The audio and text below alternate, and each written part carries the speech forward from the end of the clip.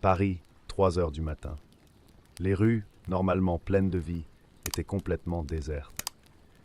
Le ciel, chargé de nuages noirs, semblait être descendu sur la ville, enveloppant tout d'un brouillard dense et suffocant.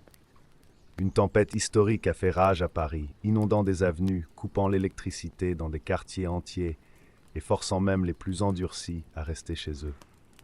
J'étais dans mon petit appartement à Belleville, tenant mon téléphone et fixant l'écran avec un mélange de désespoir et d'épuisement. L'ordre a été donné à ce moment-là, m'appelant pour une livraison que je savais que je devais refuser. Mais j'étais déjà à la limite. Les factures s'accumulaient comme de l'eau dans les rues, et chaque course que je perdais me poussait plus loin dans l'abîme financier. J'étais Jean-Luc Dufresne, un livreur d'applications, survivant dans la jungle urbaine de Paris. Et cette nuit-là, je savais que ce serait pire que n'importe quel autre. La livraison s'est faite dans un quartier à la périphérie de la ville, presque à la périphérie, à une adresse que je n'ai pas reconnue. Le message du client était insistant, presque désespéré. « J'ai besoin de nourriture maintenant. Peu importe la tempête, je te paierai bien. » La promesse d'un gros pourboire m'a fait ignorer le bruit de la pluie qui martelait la vitre et le vent hurlant qui semblait presque se moquer de moi. J'ai attrapé ma veste imperméable, ajusté mon casque et je suis parti avec le vélo électrique que j'avais à peine pu m'offrir. L'eau dans les rues atteignait déjà les pédales, rendant chaque virage difficile. Le vent m'a presque renversé et le bruit de la pluie battante a tout couvert, sauf le bruit du tonnerre qui a semblé exploser juste au-dessus de ma tête. J'ai pédalé aussi vite que possible dans les rues inondées, évitant les voitures abandonnées et évitant les trous que l'eau cachait. Paris, cette nuit-là, n'était pas la ville lumière. C'était un scénario apocalyptique. Il n'y avait pas de lueur au loin, pas de mouvement autre que des poteaux tombés et des magasins inondés. J'étais seul. La localisation GPS m'a emmené dans le 18e arrondissement, un quartier que je fréquentais peu. Au fur et à mesure que je m'approchais, la construction se faisait plus rare, remplacée par des entrepôts abandonnés et des bâtiments délabrés. Les lumières des maisons qui résistaient encore ont commencé à s'éteindre à mesure que j'avançais. Mon cœur s'est emballé lorsque je suis arrivé à l'adresse indiquée. C'était un vieux bâtiment grand et sombre, qui semblait abandonné depuis des années. Les fenêtres étaient toutes brisées et la porte d'entrée, autrefois solide, était grande ouverte, se balançant au vent.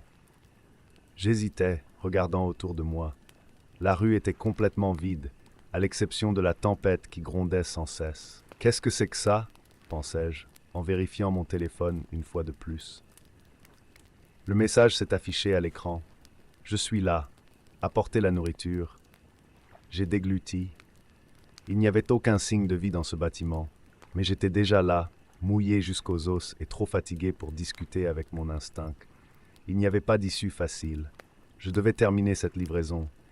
J'ai marché prudemment jusqu'à l'entrée du bâtiment, sentant le poids oppressant de l'endroit. À l'intérieur, l'air sentait la moisissure et la pourriture, comme si le temps s'était arrêté là.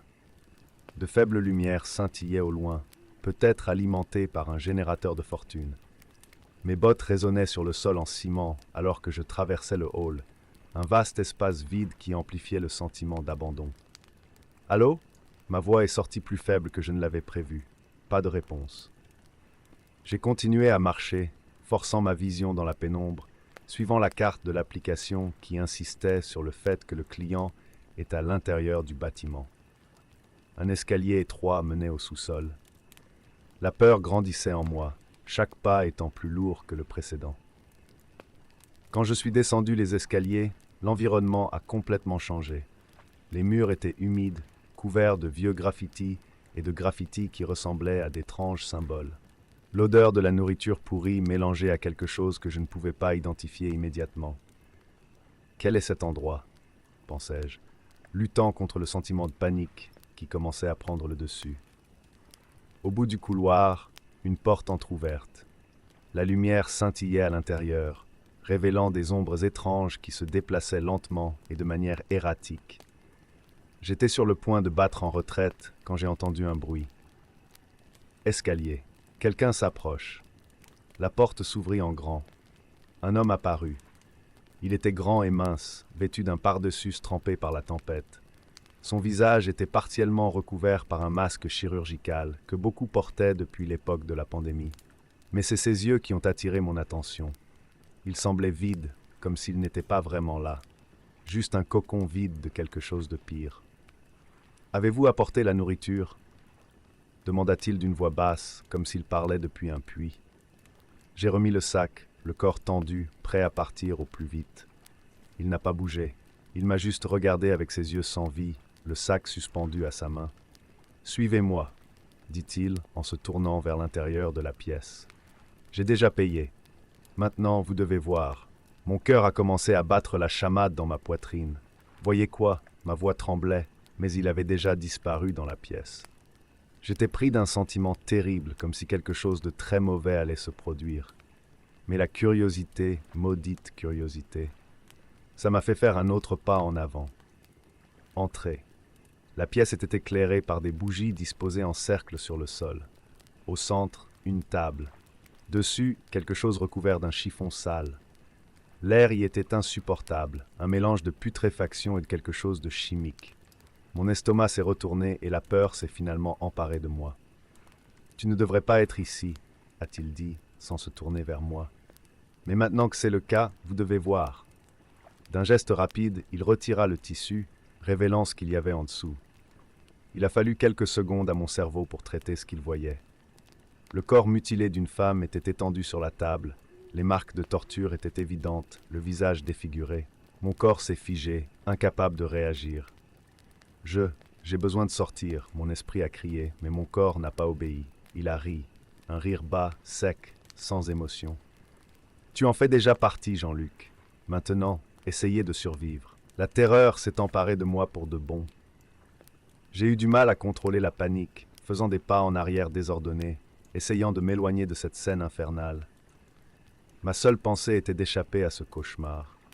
J'ai couru dans les escaliers, trébuchant presque sur mes propres pieds, alors qu'il me suivait, ses pas calmes mais réguliers résonnant dans le couloir. La tempête à l'extérieur semblait moins effrayante maintenant. Elle était réelle, et j'avais besoin de m'échapper. Quand je suis finalement arrivé dans la rue, la pluie m'a durement frappé, mais c'était un soulagement par rapport à ce que j'avais laissé derrière moi.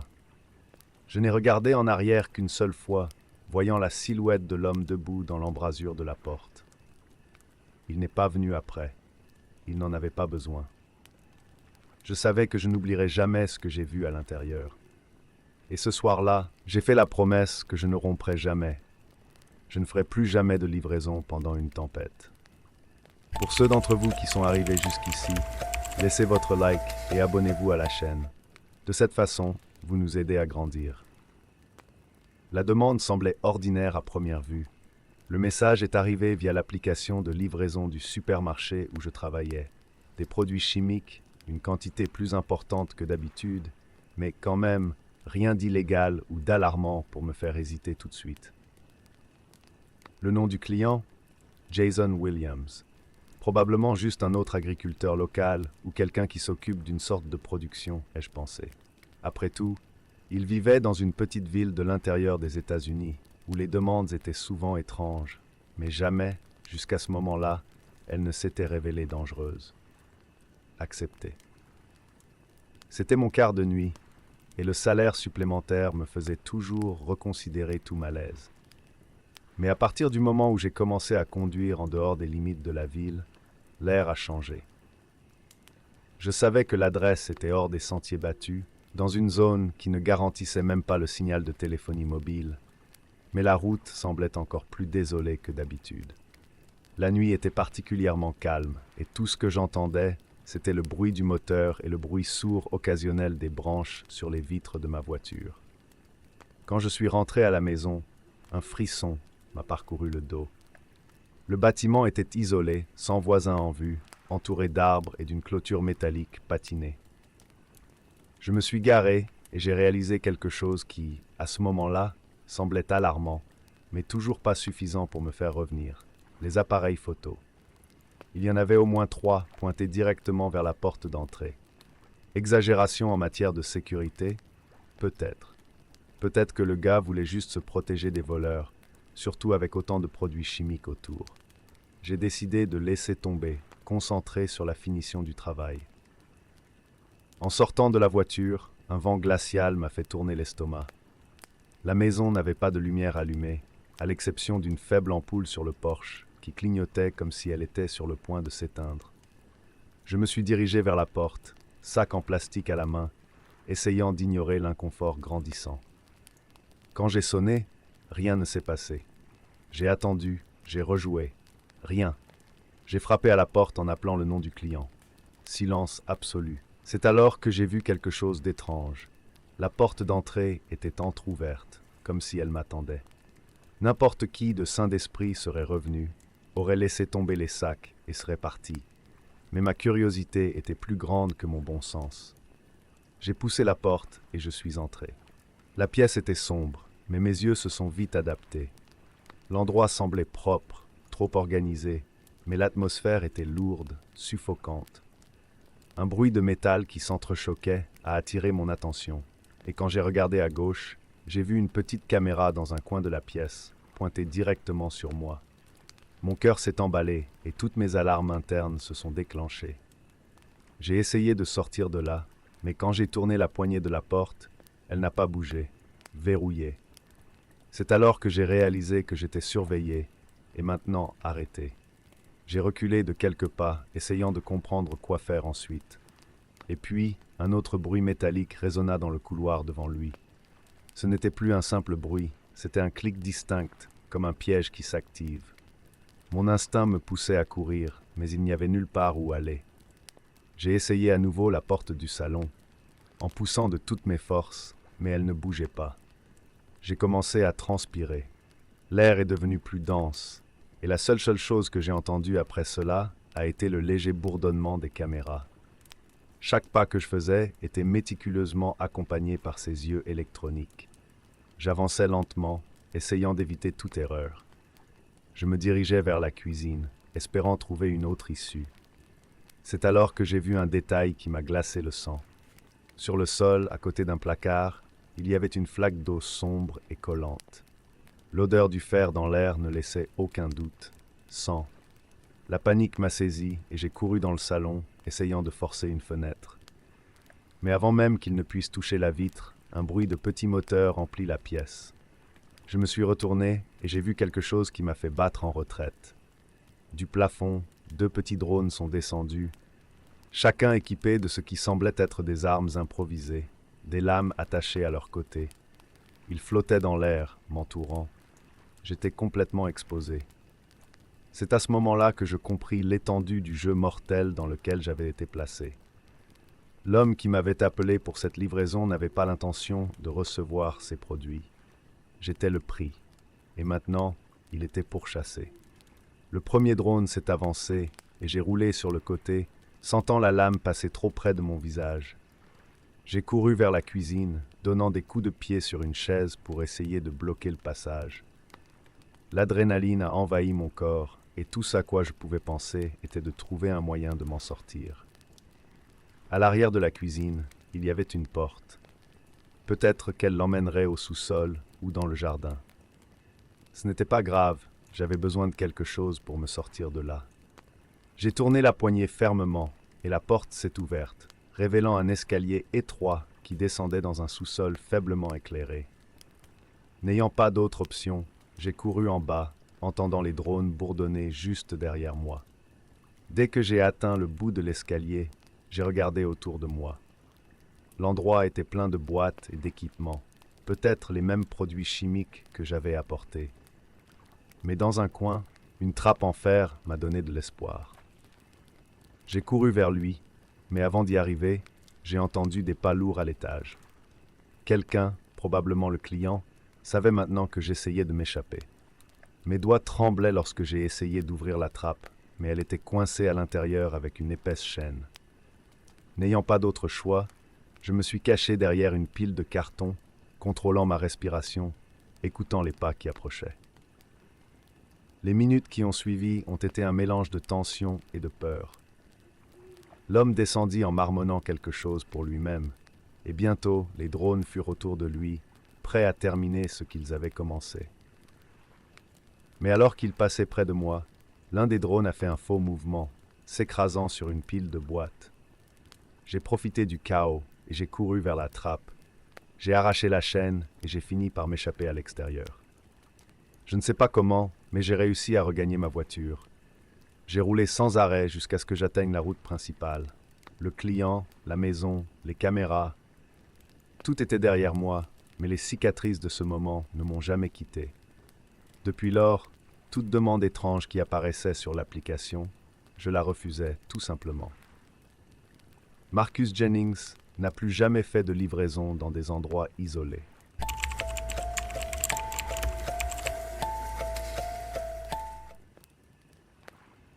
J'ai toujours apprécié la tranquillité des rues de Tokyo la nuit. Le silence offrait un répit au chaos diurne, et les lumières vives des magasins aux volets fermés se reflétaient sur les trottoirs mouillés, créant un spectacle solitaire. Mon travail de livreuse de nourriture me permettait d'en faire l'expérience tous les soirs, guidé uniquement par la lumière de mon téléphone portable et le bruit lointain des voitures au loin. Pour beaucoup, c'était un service banal, mais pour moi, les nuits étaient une sorte d'évasion. Ce soir-là, j'ai reçu une demande inhabituelle. C'était d'un quartier que je visitais rarement, presque à la limite de ma zone de couverture. L'endroit avait la réputation d'être étrange, pas pour les crimes, mais pour la tranquillité. Les quelques fois où j'y ai livré, les habitants ont évité de me regarder directement. Leur maison semblait toujours plus sombre, comme si les lumières ne s'allumaient jamais complètement. Il y avait quelque chose dans l'air, un sentiment d'isolement, comme si le quartier vivait à une époque à part, loin de Tokyo. La demande est arrivée à 23h40, d'une maison située dans une ruelle étroite, entourée de bâtiments décrépits. J'ai pensé à l'ignorer. Il y avait quelque chose dans ces rues qui me mettait toujours mal à l'aise. Mais la nuit était calme et les courses se déroulaient à un rythme lent. Le paiement semblait trop beau pour être refusé. J'ai enfourché ma moto et j'ai commencé le voyage. Le quartier en question était à environ 20 minutes, assez long pour que je me demande si j'exagérais. À mesure que j'approchais, les rues devenaient de plus en plus étroites et les ombres des bâtiments tombaient lourdement sur l'asphalte. Le GPS m'indiquait une série de courbes étranges, presque comme si le quartier était un labyrinthe, me forçant à m'engager dans des ruelles et des ruelles que je n'avais jamais remarquées auparavant. Mon estomac a commencé à se retourner légèrement et le sentiment d'être observé m'accompagnait à chaque coin de rue. Quand je suis finalement arrivé à l'adresse, la rue était déserte. Les lampadaires clignotaient faiblement. Le bâtiment semblait abandonné, mais la sonnette de l'application avait été activée de l'intérieur. J'ai posé la moto, vérifié le numéro de la maison et, même contre mon instinct, je me suis approché de la porte. J'ai sonné, une fois, 2 fois, silence. C'est alors que j'ai remarqué quelque chose dans le coin de la vision. Une silhouette élancée se tenait au bout de la rue, immobile, me regardant. Ce qui semblait initialement n'être qu'une ombre avait maintenant une forme humaine, avec une posture étrange, penchée en avant. Soudain, un frisson m'a parcouru le dos. Il était tard, peut-être juste un résident curieux, mais je n'arrivais pas à m'en convaincre. J'ai tourné mon regard vers la porte et j'ai sonné à nouveau, mais cette fois avec plus de force, impatient de terminer la livraison et de sortir de là le plus vite possible. Rien. Pas de bruit de pas, pas de lumière allumée à l'intérieur de la maison. La silhouette au bout de la rue ne bougea pas. Elle était plus proche maintenant, à moins de 20 mètres. Quelque chose n'allait vraiment pas. J'ai décidé de partir. L'argent ne valait pas ce malaise grandissant. En me retournant pour remonter sur mon vélo, j'ai remarqué que la rue, qui était auparavant vide, avait maintenant 2 ou 3 autres silhouettes similaires, debout dans les ruelles adjacentes.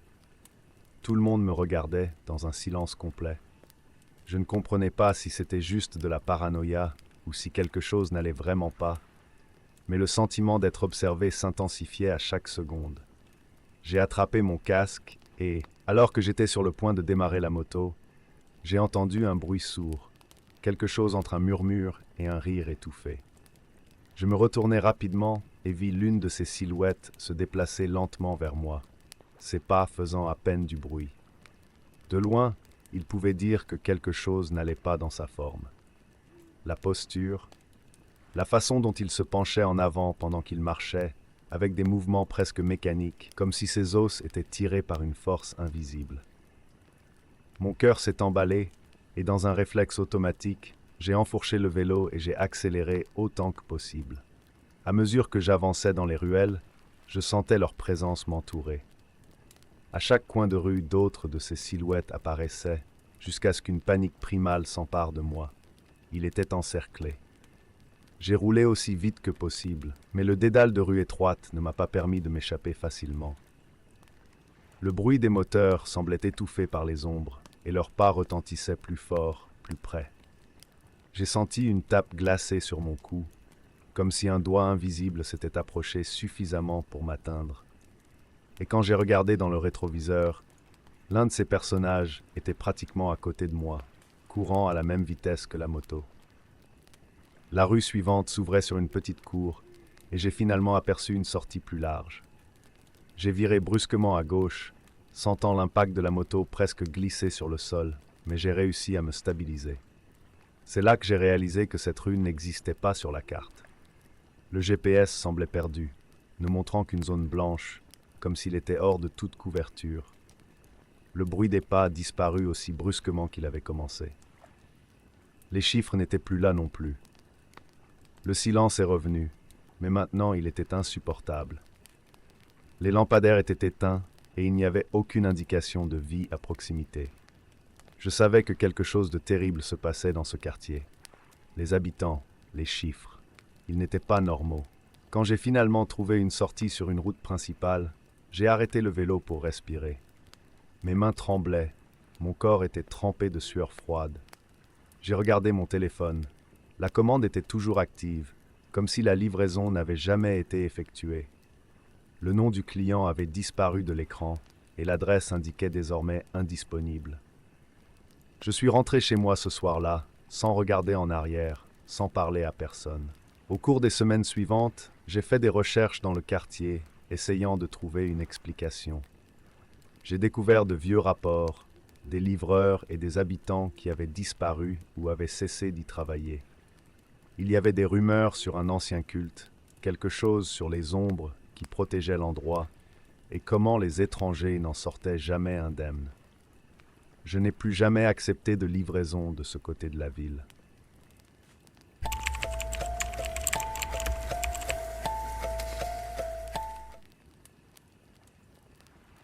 Je m'appelle Luis Herrera et je ne compte plus le nombre de fois où j'ai pensé à quitter ce travail.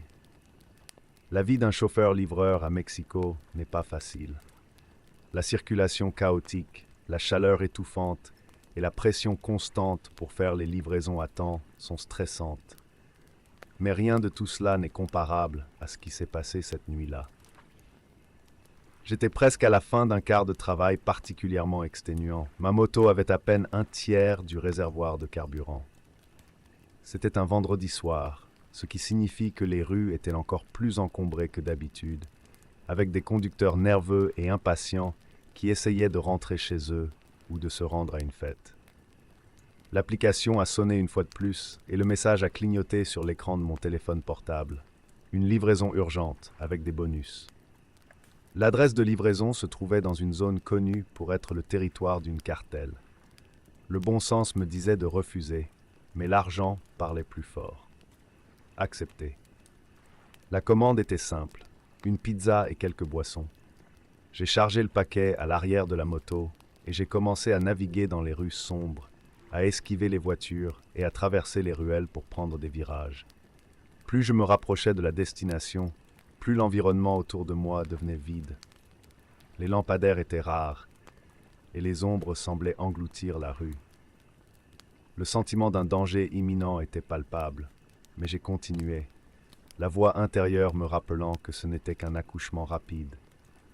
Lorsque j'ai atteint le bord de la zone dangereuse, 2 motos ont émergé d'une ruelle, une de chaque côté. Des hommes avec des armes à feu en démonstration. Mon cœur battait la chamade, mais je suis resté calme, essayant d'avoir l'air invisible. J'ai légèrement accéléré, mais l'une des motos m'a fermé la route. L'autre homme se tenait à côté de moi, frappant le réservoir de ma moto avec la crosse du pistolet. « Descendez », dit-il d'un ton qui n'acceptait aucune réponse. Je suis descendu lentement du vélo, levant les mains, l'esprit tournant avec des scénarios sur la façon dont cela pourrait se terminer. J'ai remis le téléphone portable avant même qu'il ne me le demande. Le chef, un gars avec un regard froid et des cicatrices sur le visage, a regardé l'écran puis moi. « Vous travaillez pour eux, n'est-ce pas ?» dit-il en se rapprochant. « Tu pensais qu'on ne le remarquerait pas ?» Confus, j'ai essayé d'expliquer que ce n'était qu'un livreur, mais il n'a pas voulu m'écouter. « Ils vous ont envoyé pour nous espionner. Tu vas dire à la police où nous sommes ?» La peur m'a traversé comme un courant électrique. Je savais que toute tentative d'explication serait futile. À ce moment-là, ils avaient déjà décidé que j'étais un informateur. D'un geste, l'homme fit signe à l'autre, qui se dirigea vers mon coffre de livraison, fouillant dans la pizza et les boissons comme s'il cherchait quelque chose de caché. « Tu vas nous amener là où tu veux aller, mais tu n'y arriveras pas vivant, » a-t-il marmonné, en posant sa main sur mon col, m'attirant contre moi. Ma tête palpitait de panique, et j'ai réalisé que si je ne faisais rien, je serais mort en quelques minutes. Ils m'ont poussé sur le vélo, en gardant leurs armes dégainées. Mon esprit s'emballait. Il n'y avait pas d'issue facile. La route devant vous menait à une zone complètement déserte, et les ruelles qui traversaient le chemin étaient des labyrinthes. Mais le désespoir donne une clarté terrible. J'ai démarré la moto, et quand ils m'ont fait signe d'avancer, j'ai tourné l'accélérateur de toutes mes forces.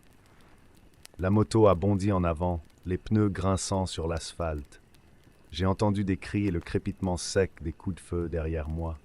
Chaque virage que je faisais était comme une nouvelle tentative de survie, une chance de m'échapper. Les balles sifflaient autour de moi, alors que j'essayais de garder le contrôle de la moto dans les rues étroites et chaotiques. Je suis allé dans une ruelle sombre, sachant que leur vélo était plus rapide. Mais je connaissais la ville mieux qu'eux. Ils savaient où le sol était le plus accidenté, où la circulation était insupportable et où les ombres pouvaient engloutir n'importe qui. J'ai fait une embardée dans une rue latérale, le moteur rugissant comme un animal blessé, et j'ai vu un parking abandonné devant moi. C'était ma seule chance. J'ai jeté la moto contre la porte entr'ouverte et je me suis jeté avant qu'elle n'entre en collision avec les balustrades en fer rouillé. Le bruit de l'accident a résonné dans toute la salle, et je me suis caché parmi les voitures couvertes de poussière et de rouille, retenant mon souffle. Ils m'ont suivi, j'ai entendu les moteurs ralentir et les voix ont échangé des mots de frustration. L'un des hommes est passé près de l'endroit où j'étais accroupi, sa lampe de poche balayant le sol mais n'atteignant jamais ma cachette. Les minutes m'ont semblé des heures, jusqu'à ce que j'entende enfin le bruit des vélos qui s'éloignent. Je suis resté là un moment plus longtemps, mon corps tremblant. Je ne savais pas si c'était le choc ou le froid de la nuit. Tout ce à quoi il pouvait penser, c'était à quel point il avait été stupide d'accepter cette reddition. Ma moto a été détruite, ma vie ne tient qu'à un fil, et même ainsi, l'application a continué à clignoter avec de nouvelles livraisons. Je me suis levé avec difficulté et j'ai quitté le parking à pied, me fondant dans l'ombre de la ville. Je suis rentré chez moi, vivant mais changé. J'avais toujours su que la ville pouvait être dangereuse, mais maintenant, je ressentais ce danger comme quelque chose de personnel, quelque chose qui pouvait me toucher à tout moment. Je n'ai plus jamais accepté de livraison dans cette région. Cela n'en valait pas la peine, ni tout l'argent du monde.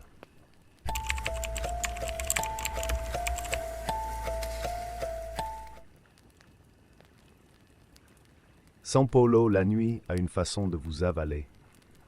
Les lumières oranges des lampadaires illuminent les rues désertes, donnant l'impression que le temps lui-même s'arrête après le coucher du soleil. Je m'appelle Claudia Reis et je suis livreuse. Je ne me soucie pas des quarts de nuit. Les trajets sont plus rapides, moins de trafic et la plupart des clients sont pressés d'obtenir ce qu'ils ont commandé. J'aime ça. Plus je livre vite, plus vite je rentre chez moi. Mais cette nuit-là était différente. J'ai reçu la notification dans l'application vers 23h30. Une demande. Adresse pas si familière, mais j'ai l'habitude de faire le tour de toute la ville, donc je n'y ai pas prêté beaucoup d'attention. J'ai pris le sac à dos, mis le casque et enfourché la moto. Le voyage vers la zone nord serait facile, ou devrait l'être. Dès que j'ai cliqué pour commencer à naviguer, quelque chose me semblait déjà étrange. L'adresse n'apparaissait pas sur la carte. Au lieu d'un emplacement spécifique, l'application affichait des coordonnées. J'ai essayé d'ignorer le froid dans ma colonne vertébrale. Ça arrive parfois, ai-je pensé. Un bug dans le système. Mais lorsque vous roulez dans les rues de São Paulo au milieu de la nuit, chaque pensée semble vous trahir. J'ai mis les coordonnées dans le GPS et j'ai continué mon voyage. Au fur et à mesure que je m'éloignais des bâtiments et de l'agitation de la ville, le chemin devenait de plus en plus isolé. Moins de lampadaires, moins de mouvement. Le vélo semblait se déplacer tout seul, comme s'il connaissait la destination mieux que moi. C'est alors que j'ai remarqué l'ironie. L'itinéraire m'a emmené dans un cimetière. L'air s'est immédiatement figé. Même dans la chaleur de la ville, cet endroit semblait épargné par le temps. Je me suis arrêté à l'entrée et j'ai vérifié la commande une fois de plus. Il n'y avait pas de nom dans l'application, juste « client ». J'ai soupiré profondément. J'avais besoin d'argent, et d'ailleurs, quel mal pouvait-il y avoir à terminer cette livraison et à sortir de là le plus vite possible? J'ai suivi les coordonnées jusqu'à la porte. Le brouillard bas et le bruit lointain du vent entre les pierres tombales créaient une atmosphère suffocante. Au loin, j'ai vu une silhouette, une femme en robe longue et cheveux noirs, debout à côté de l'une des tombes. Je suis descendu du vélo, un peu hésitant, et j'ai enlevé le sac à dos de mon dos. Je me suis approché de la femme, essayant de rester calme, et je me suis présenté. « Bonjour, je m'appelle Claudia.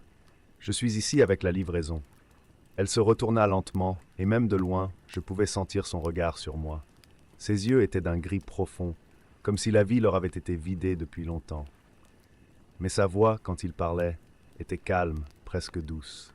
« Claudia, nous nous sommes déjà rencontrés, n'est-ce pas ? » Mon corps s'est figé.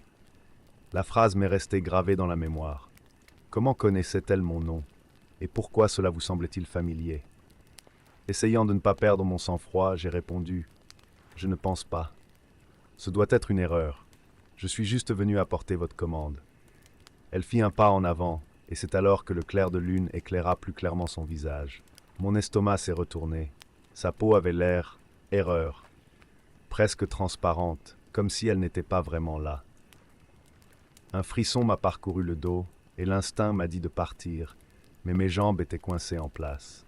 « Vous me l'avez déjà donné, Claudia, » dit-elle avec un faible sourire. « Il y a de nombreuses années. J'étais vivant à cette époque. Mes poumons se sont fermés. C'était comme si l'air environnant avait été aspiré. J'ai regardé ses mains qui tremblaient légèrement, mais je ne pouvais pas bouger. Je ne devrais pas être ici, pensai-je, et la réalité de la situation a commencé à se briser autour de moi. Je suis mort il y a de nombreuses années, mais vous n'avez jamais cessé de faire mes livraisons. Vous êtes toujours aussi ponctuel. Chacun de ces mots était un marteau qui brisait ma santé mentale. J'avais envie de courir, de crier, de faire n'importe quoi pour m'échapper. Mais au fond de moi, je savais que quelque chose n'allait pas du tout avec cette livraison. Peut-être avais-je vécu des situations étranges, mais ça, c'était différent. Elle fit un autre pas vers moi, et ce n'est qu'à ce moment-là que je me rendis compte que derrière elle, des ombres commençaient à se déplacer entre les pierres tombales.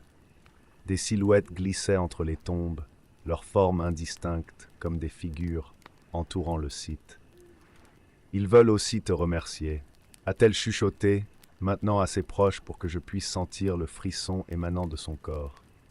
Vous les avez gardés en vie, d'une manière ou d'une autre. La réalité était bouleversante. Les ombres ne cessaient de s'approcher. Chacun d'eux semblait porter le poids d'une histoire interrompue, d'une vie effacée. Ces chiffres n'étaient pas seulement des chiffres, c'étaient les morts de ce cimetière, et ils venaient à moi. C'était suffisant pour me sortir de la transe. Dans un élan de survie, j'ai jeté le sac à dos par terre et j'ai couru vers la moto.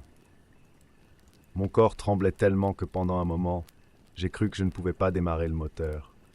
Mais l'adrénaline a pris le dessus, et quand j'y suis finalement parvenu, j'ai accéléré fort, sans regarder en arrière. Le bruit du vent fendant le silence était tout ce que j'entendais alors que je fuyais cet endroit. Je n'ai pas regardé dans le rétroviseur, je ne voulais pas savoir ce qui se passait derrière moi. Je suis rentré à la maison avec la tête qui s'emballait, et la première chose que j'ai faite a été de supprimer l'application de livraison. Je transpirais, je tremblais, j'essayais de digérer tout ce qui venait de se passer. Cette nuit-là, je n'ai pas dormi. Et dans les jours qui ont suivi, chaque notification que j'ai reçue, chaque commande, chaque client, tout semblait étrange, déplacé. Les ombres me suivaient, même en plein jour. J'ai commencé à remarquer des silhouettes au coin des rues, dans le reflet des fenêtres, dans les coins sombres de São Paulo. Mais le pire de tout, c'est que je savais que cette livraison, au fond, n'était pas encore terminée.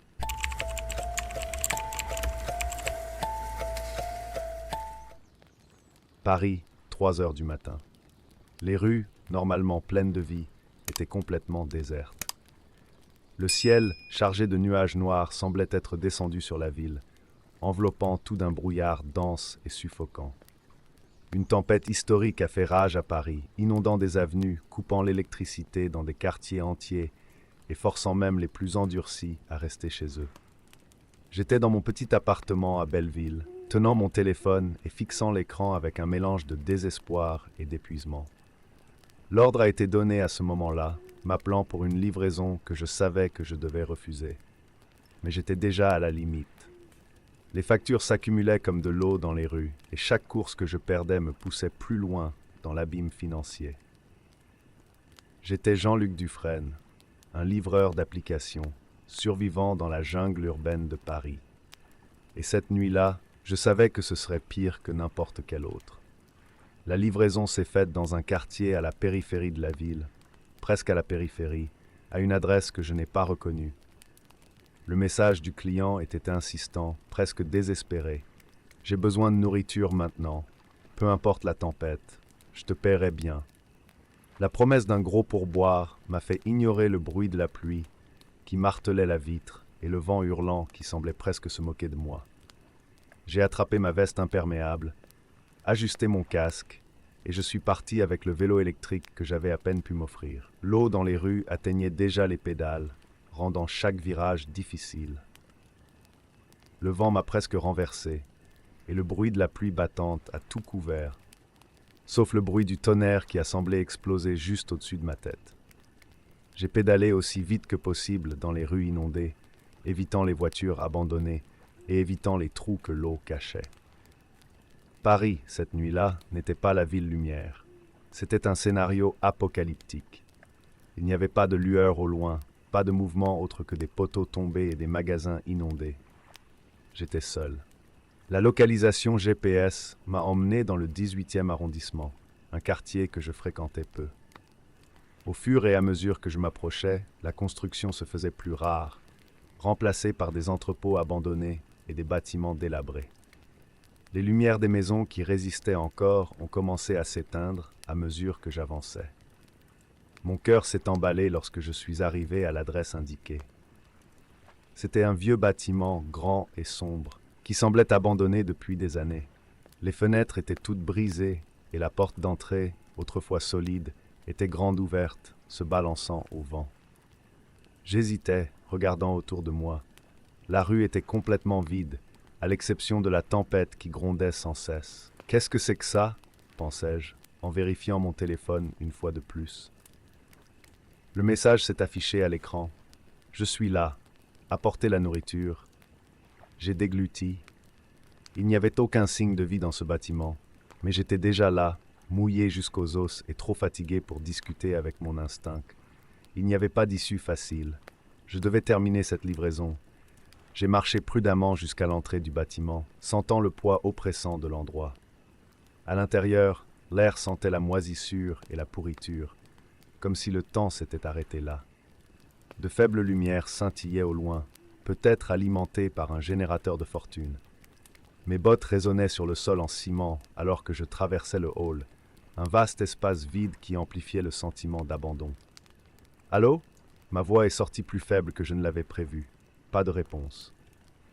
J'ai continué à marcher, forçant ma vision dans la pénombre, suivant la carte de l'application qui insistait sur le fait que le client est à l'intérieur du bâtiment. Un escalier étroit menait au sous-sol. La peur grandissait en moi, chaque pas étant plus lourd que le précédent. Quand je suis descendu les escaliers, l'environnement a complètement changé. Les murs étaient humides, couverts de vieux graffitis et de graffitis qui ressemblaient à d'étranges symboles. L'odeur de la nourriture pourrie mélangée à quelque chose que je ne pouvais pas identifier immédiatement. Quel est cet endroit ? Pensais-je, luttant contre le sentiment de panique qui commençait à prendre le dessus. Au bout du couloir, une porte entr'ouverte. La lumière scintillait à l'intérieur, révélant des ombres étranges qui se déplaçaient lentement et de manière erratique. J'étais sur le point de battre en retraite quand j'ai entendu un bruit. Escalier. Quelqu'un s'approche. La porte s'ouvrit en grand. Un homme apparut. Il était grand et mince, vêtu d'un pardessus trempé par la tempête. Son visage était partiellement recouvert par un masque chirurgical que beaucoup portaient depuis l'époque de la pandémie. Mais c'est ses yeux qui ont attiré mon attention. Il semblait vide, comme s'il n'était pas vraiment là. Juste un cocon vide de quelque chose de pire. « Avez-vous apporté la nourriture ?» demanda-t-il d'une voix basse, comme s'il parlait depuis un puits. J'ai remis le sac, le corps tendu, prêt à partir au plus vite. Il n'a pas bougé. Il m'a juste regardé avec ses yeux sans vie, le sac suspendu à sa main. « Suivez-moi », dit-il en se tournant vers l'intérieur de la pièce. « J'ai déjà payé. Maintenant, vous devez voir. » Mon cœur a commencé à battre la chamade dans ma poitrine. Voyez quoi ? Ma voix tremblait, mais il avait déjà disparu dans la pièce. J'étais pris d'un sentiment terrible, comme si quelque chose de très mauvais allait se produire. Mais la curiosité, maudite curiosité, ça m'a fait faire un autre pas en avant. Entrer. La pièce était éclairée par des bougies disposées en cercle sur le sol. Au centre, une table. Dessus, quelque chose recouvert d'un chiffon sale. L'air y était insupportable, un mélange de putréfaction et de quelque chose de chimique. Mon estomac s'est retourné et la peur s'est finalement emparée de moi. « Tu ne devrais pas être ici », a-t-il dit, sans se tourner vers moi. « Mais maintenant que c'est le cas, vous devez voir. » D'un geste rapide, il retira le tissu, révélant ce qu'il y avait en dessous. Il a fallu quelques secondes à mon cerveau pour traiter ce qu'il voyait. Le corps mutilé d'une femme était étendu sur la table, les marques de torture étaient évidentes, le visage défiguré. Mon corps s'est figé, incapable de réagir. J'ai besoin de sortir, mon esprit a crié, mais mon corps n'a pas obéi. Il a ri, un rire bas, sec, sans émotion. Tu en fais déjà partie, Jean-Luc. Maintenant, essayez de survivre. La terreur s'est emparée de moi pour de bon. J'ai eu du mal à contrôler la panique, faisant des pas en arrière désordonnés, essayant de m'éloigner de cette scène infernale. Ma seule pensée était d'échapper à ce cauchemar. J'ai couru dans les escaliers, trébuchant presque sur mes propres pieds, alors qu'il me suivait, ses pas calmes mais réguliers résonnant dans le couloir. La tempête à l'extérieur semblait moins effrayante maintenant. Elle était réelle, et j'avais besoin de m'échapper. Quand je suis finalement arrivé dans la rue, la pluie m'a durement frappé, mais c'était un soulagement par rapport à ce que j'avais laissé derrière moi. Je n'ai regardé en arrière qu'une seule fois, voyant la silhouette de l'homme debout dans l'embrasure de la porte. Il n'est pas venu après. Il n'en avait pas besoin. Je savais que je n'oublierais jamais ce que j'ai vu à l'intérieur. Et ce soir-là, j'ai fait la promesse que je ne romprais jamais. Je ne ferai plus jamais de livraison pendant une tempête. Pour ceux d'entre vous qui sont arrivés jusqu'ici, laissez votre like et abonnez-vous à la chaîne. De cette façon, vous nous aidez à grandir. La demande semblait ordinaire à première vue. Le message est arrivé via l'application de livraison du supermarché où je travaillais. Des produits chimiques, une quantité plus importante que d'habitude, mais quand même rien d'illégal ou d'alarmant pour me faire hésiter tout de suite. Le nom du client ? Jason Williams. Probablement juste un autre agriculteur local ou quelqu'un qui s'occupe d'une sorte de production, ai-je pensé. Après tout, il vivait dans une petite ville de l'intérieur des États-Unis, où les demandes étaient souvent étranges, mais jamais, jusqu'à ce moment-là, elles ne s'étaient révélées dangereuses. Accepté. C'était mon quart de nuit. et le salaire supplémentaire me faisait toujours reconsidérer tout malaise. Mais à partir du moment où j'ai commencé à conduire en dehors des limites de la ville, l'air a changé. Je savais que l'adresse était hors des sentiers battus, dans une zone qui ne garantissait même pas le signal de téléphonie mobile, mais la route semblait encore plus désolée que d'habitude. La nuit était particulièrement calme, et tout ce que j'entendais, c'était le bruit du moteur et le bruit sourd occasionnel des branches sur les vitres de ma voiture. Quand je suis rentré à la maison, un frisson m'a parcouru le dos.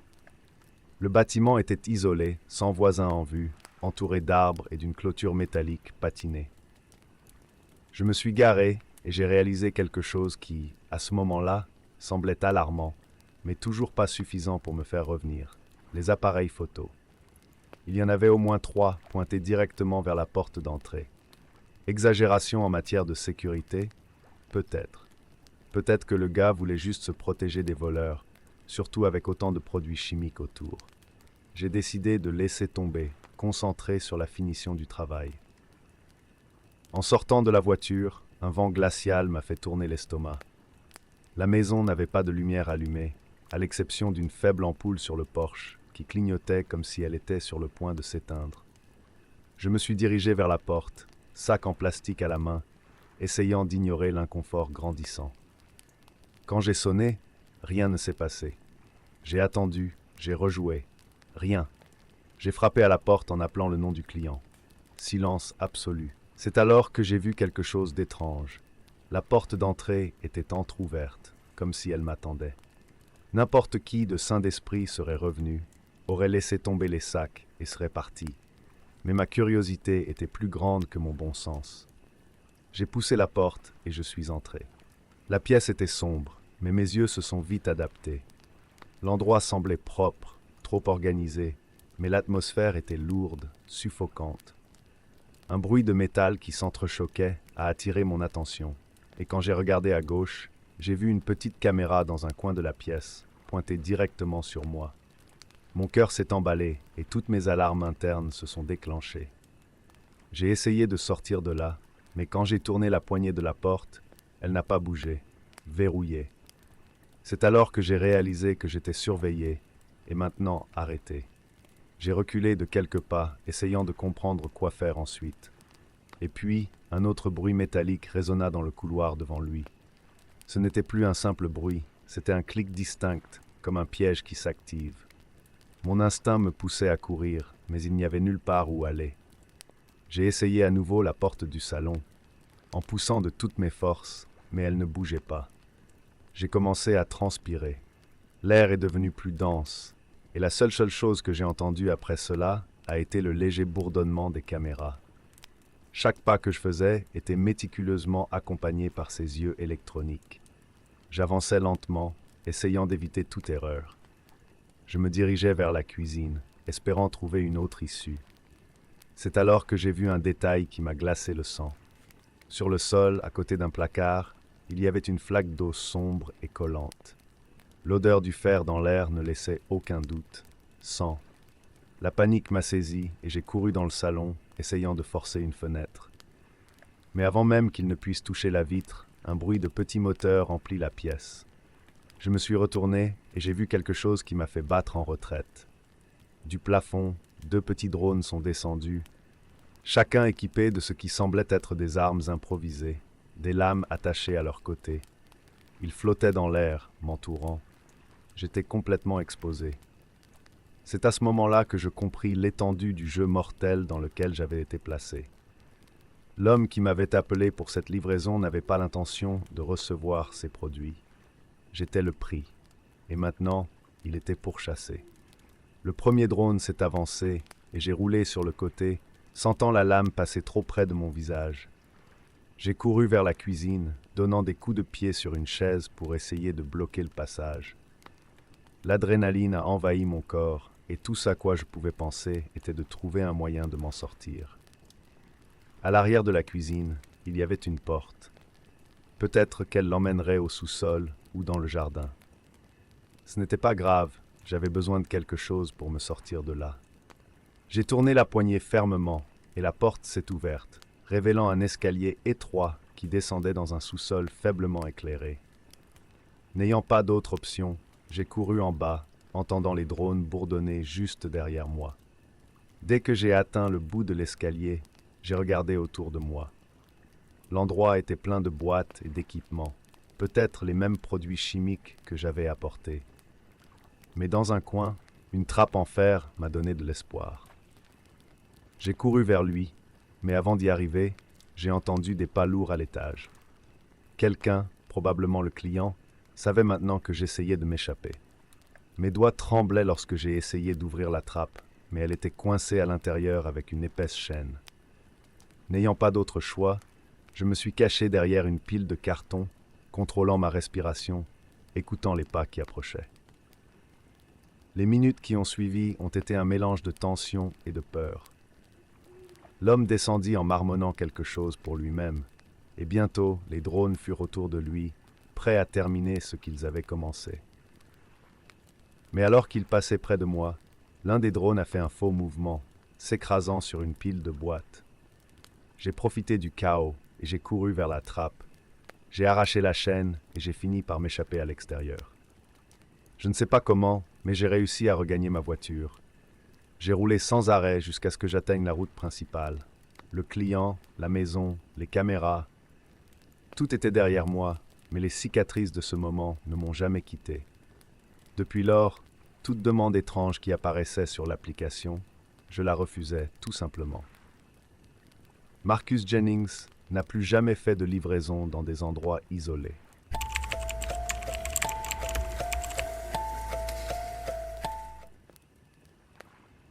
J'ai toujours apprécié la tranquillité des rues de Tokyo la nuit. Le silence offrait un répit au chaos diurne, et les lumières vives des magasins aux volets fermés se reflétaient sur les trottoirs mouillés, créant un spectacle solitaire. Mon travail de livreuse de nourriture me permettait d'en faire l'expérience tous les soirs, guidé uniquement par la lumière de mon téléphone portable et le bruit lointain des voitures au loin. Pour beaucoup, c'était un service banal, mais pour moi, les nuits étaient une sorte d'évasion.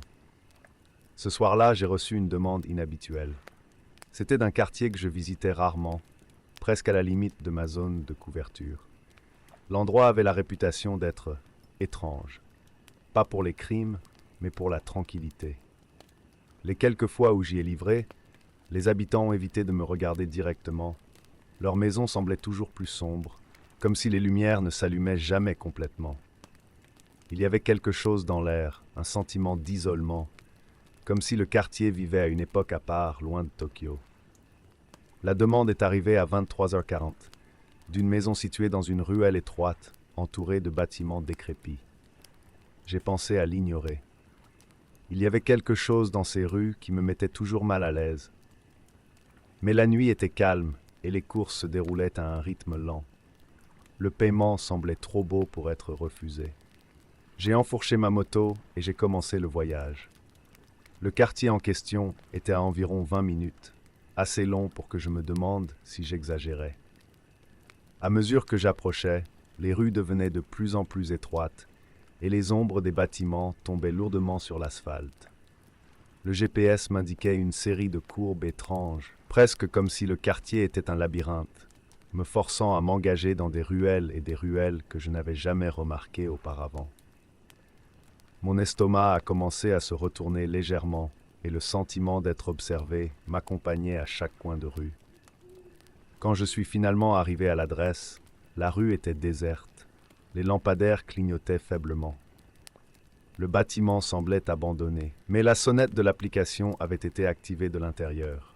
J'ai posé la moto, vérifié le numéro de la maison et, même contre mon instinct, je me suis approché de la porte. J'ai sonné, une fois, 2 fois, silence. C'est alors que j'ai remarqué quelque chose dans le coin de la vision. Une silhouette élancée se tenait au bout de la rue, immobile, me regardant. Ce qui semblait initialement n'être qu'une ombre avait maintenant une forme humaine, avec une posture étrange, penchée en avant. Soudain, un frisson m'a parcouru le dos. Il était tard, peut-être juste un résident curieux, mais je n'arrivais pas à m'en convaincre. J'ai tourné mon regard vers la porte et j'ai sonné à nouveau, mais cette fois avec plus de force. impatient de terminer la livraison et de sortir de là le plus vite possible. Rien. Pas de bruit de pas, pas de lumière allumée à l'intérieur de la maison. La silhouette au bout de la rue ne bougea pas. Elle était plus proche maintenant, à moins de 20 mètres. Quelque chose n'allait vraiment pas. J'ai décidé de partir. L'argent ne valait pas ce malaise grandissant. En me retournant pour remonter sur mon vélo, j'ai remarqué que la rue, qui était auparavant vide, avait maintenant 2 ou 3 autres silhouettes similaires, debout dans les ruelles adjacentes. Tout le monde me regardait dans un silence complet. Je ne comprenais pas si c'était juste de la paranoïa ou si quelque chose n'allait vraiment pas, mais le sentiment d'être observé s'intensifiait à chaque seconde. J'ai attrapé mon casque et, alors que j'étais sur le point de démarrer la moto, j'ai entendu un bruit sourd, quelque chose entre un murmure et un rire étouffé. Je me retournai rapidement et vis l'une de ces silhouettes se déplacer lentement vers moi, ses pas faisant à peine du bruit. De loin, il pouvait dire que quelque chose n'allait pas dans sa forme. La posture, la façon dont il se penchait en avant pendant qu'il marchait, avec des mouvements presque mécaniques, comme si ses os étaient tirés par une force invisible. Mon cœur s'est emballé, et dans un réflexe automatique, j'ai enfourché le vélo et j'ai accéléré autant que possible. À mesure que j'avançais dans les ruelles, je sentais leur présence m'entourer. À chaque coin de rue, d'autres de ces silhouettes apparaissaient, jusqu'à ce qu'une panique primale s'empare de moi. Il était encerclé. J'ai roulé aussi vite que possible, mais le dédale de rue étroite ne m'a pas permis de m'échapper facilement. Le bruit des moteurs semblait étouffé par les ombres, et leurs pas retentissaient plus fort, plus près. J'ai senti une tape glacée sur mon cou, comme si un doigt invisible s'était approché suffisamment pour m'atteindre. Et quand j'ai regardé dans le rétroviseur, l'un de ces personnages était pratiquement à côté de moi, courant à la même vitesse que la moto. La rue suivante s'ouvrait sur une petite cour, et j'ai finalement aperçu une sortie plus large. J'ai viré brusquement à gauche, sentant l'impact de la moto presque glisser sur le sol, mais j'ai réussi à me stabiliser. C'est là que j'ai réalisé que cette rue n'existait pas sur la carte. Le GPS semblait perdu, ne montrant qu'une zone blanche, comme s'il était hors de toute couverture. Le bruit des pas disparut aussi brusquement qu'il avait commencé. Les chiffres n'étaient plus là non plus. Le silence est revenu, mais maintenant il était insupportable. Les lampadaires étaient éteints et il n'y avait aucune indication de vie à proximité. Je savais que quelque chose de terrible se passait dans ce quartier. Les habitants, les chiffres, ils n'étaient pas normaux. Quand j'ai finalement trouvé une sortie sur une route principale, j'ai arrêté le vélo pour respirer. Mes mains tremblaient, mon corps était trempé de sueur froide. J'ai regardé mon téléphone. La commande était toujours active, comme si la livraison n'avait jamais été effectuée. Le nom du client avait disparu de l'écran et l'adresse indiquait désormais indisponible. Je suis rentré chez moi ce soir-là, sans regarder en arrière, sans parler à personne. Au cours des semaines suivantes, j'ai fait des recherches dans le quartier, essayant de trouver une explication. J'ai découvert de vieux rapports, des livreurs et des habitants qui avaient disparu ou avaient cessé d'y travailler. Il y avait des rumeurs sur un ancien culte, quelque chose sur les ombres qui protégeaient l'endroit, et comment les étrangers n'en sortaient jamais indemnes. Je n'ai plus jamais accepté de livraison de ce côté de la ville.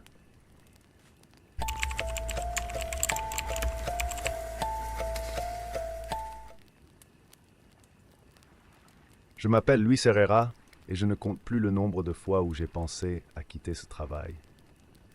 La vie d'un chauffeur-livreur à Mexico n'est pas facile. La circulation chaotique, la chaleur étouffante et la pression constante pour faire les livraisons à temps sont stressantes. Mais rien de tout cela n'est comparable à ce qui s'est passé cette nuit-là. J'étais presque à la fin d'un quart de travail particulièrement exténuant. Ma moto avait à peine un tiers du réservoir de carburant. C'était un vendredi soir, ce qui signifie que les rues étaient encore plus encombrées que d'habitude, avec des conducteurs nerveux et impatients qui essayaient de rentrer chez eux ou de se rendre à une fête. L'application a sonné une fois de plus et le message a clignoté sur l'écran de mon téléphone portable. Une livraison urgente avec des bonus. L'adresse de livraison se trouvait dans une zone connue pour être le territoire d'une cartel. Le bon sens me disait de refuser, mais l'argent parlait plus fort. Accepté. La commande était simple, une pizza et quelques boissons. J'ai chargé le paquet à l'arrière de la moto et j'ai commencé à naviguer dans les rues sombres, à esquiver les voitures et à traverser les ruelles pour prendre des virages. Plus je me rapprochais de la destination, plus l'environnement autour de moi devenait vide. Les lampadaires étaient rares et les ombres semblaient engloutir la rue. Le sentiment d'un danger imminent était palpable, mais j'ai continué, la voix intérieure me rappelant que ce n'était qu'un accouchement rapide. Lorsque j'ai atteint le bord de la zone dangereuse, 2 motos ont émergé d'une ruelle, une de chaque côté. Des hommes avec des armes à feu en démonstration. Mon cœur battait la chamade, mais je suis resté calme, essayant d'avoir l'air invisible. J'ai légèrement accéléré, mais l'une des motos m'a fermé la route. L'autre homme se tenait à côté de moi, frappant le réservoir de ma moto avec la crosse du pistolet. « Descendez », dit-il d'un ton qui n'acceptait aucune réponse. Je suis descendu lentement du vélo, levant les mains, l'esprit tournant avec des scénarios sur la façon dont cela pourrait se terminer. J'ai remis le téléphone portable avant même qu'il ne me le demande. Le chef, un gars avec un regard froid et des cicatrices sur le visage, a regardé l'écran puis moi. « Vous travaillez pour eux, n'est-ce pas ?» dit-il en se rapprochant. « Tu pensais qu'on ne le remarquerait pas ?» Confus, j'ai essayé d'expliquer que ce n'était qu'un livreur, mais il n'a pas voulu m'écouter. « Ils vous ont envoyé pour nous espionner. Tu vas dire à la police où nous sommes ?» La peur m'a traversé comme un courant électrique. Je savais que toute tentative d'explication serait futile. À ce moment-là, ils avaient déjà décidé que j'étais un informateur. D'un geste, l'homme fit signe à l'autre, qui se dirigea vers mon coffre de livraison, fouillant dans la pizza et les boissons comme s'il cherchait quelque chose de caché. « Tu vas nous amener là où tu veux aller, mais tu n'y arriveras pas vivant, » a-t-il marmonné, en posant sa main sur mon col, m'attirant contre moi. Ma tête palpitait de panique et j'ai réalisé que si je ne faisais rien, je serais mort en quelques minutes. Ils m'ont poussé sur le vélo, en gardant leurs armes dégainées. Mon esprit s'emballait. Il n'y avait pas d'issue facile. La route devant vous menait à une zone complètement déserte, et les ruelles qui traversaient le chemin étaient des labyrinthes. Mais le désespoir donne une clarté terrible. J'ai démarré la moto, et quand ils m'ont fait signe d'avancer, j'ai tourné l'accélérateur de toutes mes forces.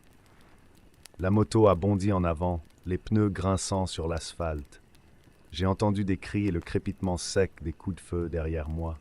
Chaque virage que je faisais était comme une nouvelle tentative de survie, une chance de m'échapper. Les balles sifflaient autour de moi, alors que j'essayais de garder le contrôle de la moto dans les rues étroites et chaotiques. Je suis allé dans une ruelle sombre, sachant que leur vélo était plus rapide. Mais je connaissais la ville mieux qu'eux. Ils savaient où le sol était le plus accidenté, où la circulation était insupportable et où les ombres pouvaient engloutir n'importe qui. J'ai fait une embardée dans une rue latérale, le moteur rugissant comme un animal blessé, et j'ai vu un parking abandonné devant moi. C'était ma seule chance. J'ai jeté la moto contre la porte entr'ouverte et je me suis jeté avant qu'elle n'entre en collision avec les balustrades en fer rouillé.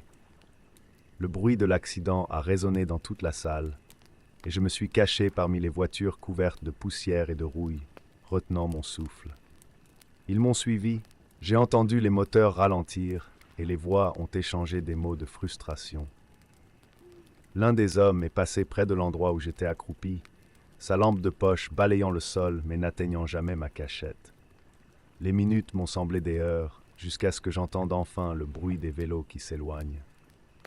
Je suis resté là un moment plus longtemps, mon corps tremblant. Je ne savais pas si c'était le choc ou le froid de la nuit. Tout ce à quoi il pouvait penser, c'était à quel point il avait été stupide d'accepter cette reddition. Ma moto a été détruite, ma vie ne tient qu'à un fil, et même ainsi, l'application a continué à clignoter avec de nouvelles livraisons. Je me suis levé avec difficulté et j'ai quitté le parking à pied, me fondant dans l'ombre de la ville. Je suis rentré chez moi, vivant mais changé.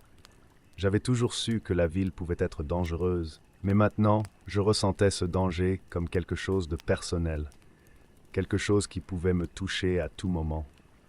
Je n'ai plus jamais accepté de livraison dans cette région. Cela n'en valait pas la peine, ni tout l'argent du monde.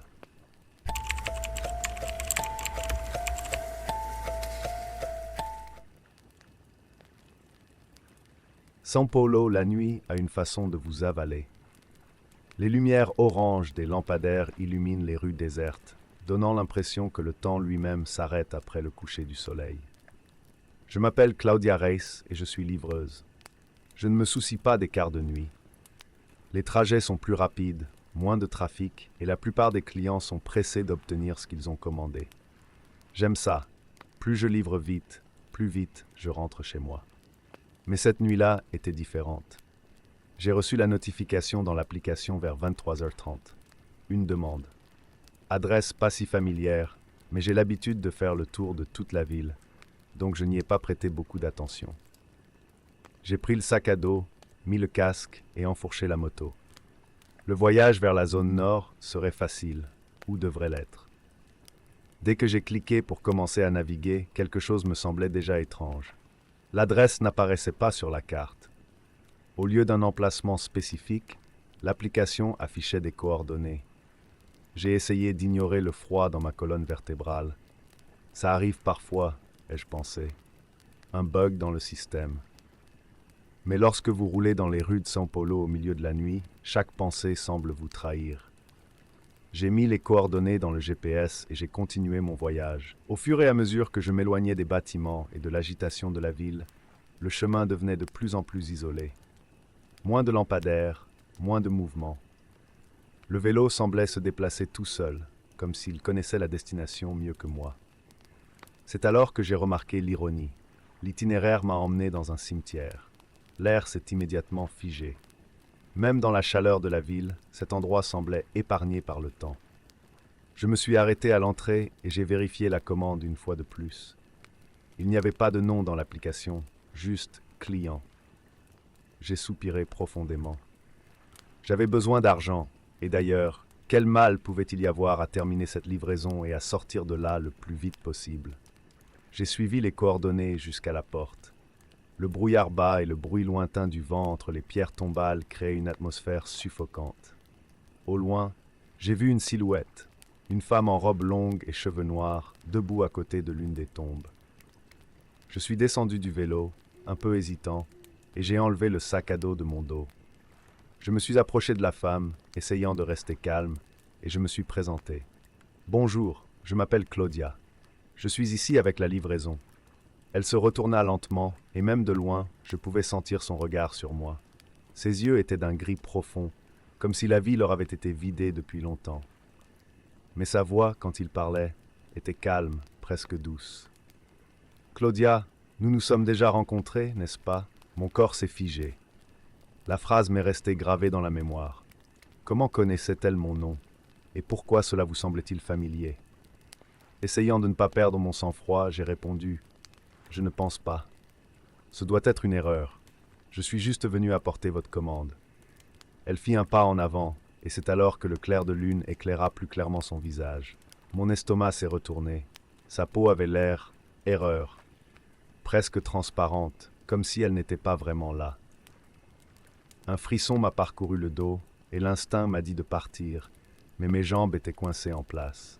« Vous me l'avez déjà donné, Claudia, » dit-elle avec un faible sourire. « Il y a de nombreuses années. J'étais vivant à cette époque.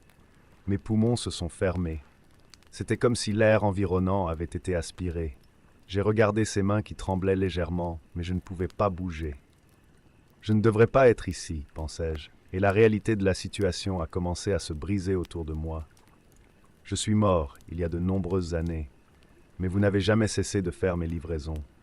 Vous êtes toujours aussi ponctuel. » Chacun de ces mots était un marteau qui brisait ma santé mentale.